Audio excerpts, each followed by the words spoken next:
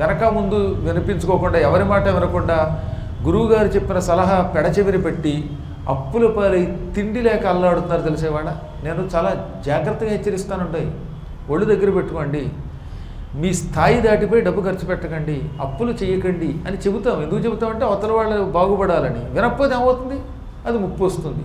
అప్పుడు ఎవరు రక్షించగలుగుతారు? ఎవరు ఏం చేయలేరు. మా పీఠానికి నిత్యం సేవ చేయడానికి వచ్చేటట్టుగా ఉండేవారు ఒక దంపతులు, పిల్లలతో సైతంగా ఉన్నారు. వాళ్ళు కూడా ఇలాంటి పనే పిచ్చి పని చేశారు. డబ్బులు 2 రోజులు తాగి తందనాలాడి ఇష్టం వచ్చినట్టు ఖర్చు పెట్టారు, కోట్లు అప్పు చేశారు. ఇప్పుడు వెళ్ళి రోడ్డు మీద పడ్డారు. రోడ్డు మీద పడ్డాక ఎవడు రక్షించలేడు. ఏదో 5 లక్షలు 10 లక్షలు అయితే అప్పుల నుంచి బయటపడతారు, కానీ కోట్లు అప్పులు చేస్తే ఎవరు రక్షిస్తారు? అప్పులు విపరీతంగా చేసి సర్వనాశనం అయిపోయిన వాడిని ఎవరు ఎలా రక్షించలేరో, వరగర్వంతో మహాపాపాలు చేసిన వాడిని కూడా ఎవరు రక్షించలేరు.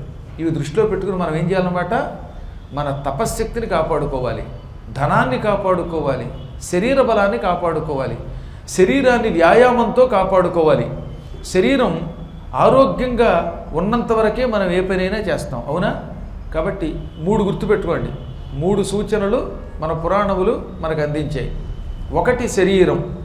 నీ శరీరం రక్షించుకో. ఎలా రక్షించుకుంటావు?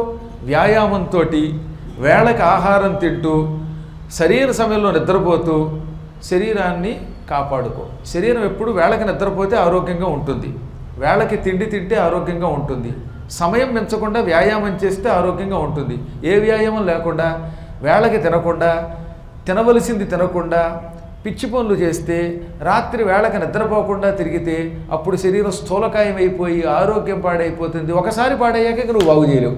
మోకాళ్ళ నొప్పులు, కీళ్ళ నొప్పులు, కళ్ళ నొప్పులు, కాళ్ళ నొప్పులు, పొట్ట నొప్పులు వచ్చి శరీరం పాడైపోతే, తేనుపులు ఎక్కువైపోయి గ్యాస్ ట్రబుల్ వస్తే ఇక అప్పుడు నేను ఎవడు బాగు చేయలేడు.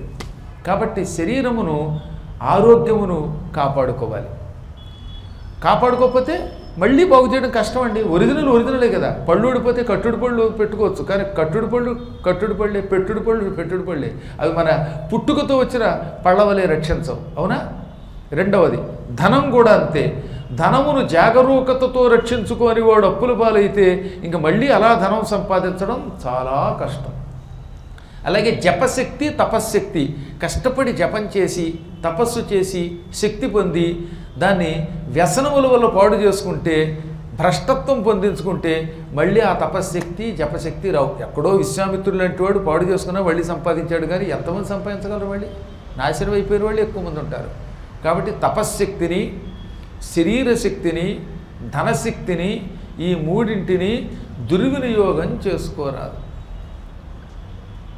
ఎల్లవేళలా ఇష్టం వచ్చినట్టు రెచ్చిపోయి వీటిని 3ంటిని పాడు చేసుకున్నవాడు ఉన్నాడే, వాడు ఇహము పొందడు, పరము పొందడు. ఇహపరాలకి 2ంటికి దూరం అయిపోతాడు. దానికి ఉదాహరణ త్రిశంకే. త్రిశంకుడు అటు స్వర్గం లేదు, భూలోకం లేదు, త్రిశంకు స్వర్గంలో ఏడుస్తున్నాడు. ఇప్పుడు త్రిశంకు స్వర్గంలో ఇక్కడున్న సుఖాలు ఏముంటాయి? ఏదో విశ్వామిత్రుడి దేవుల్లో అసలంటూ లోకం వచ్చింది, కానీ అది మాలోకమే.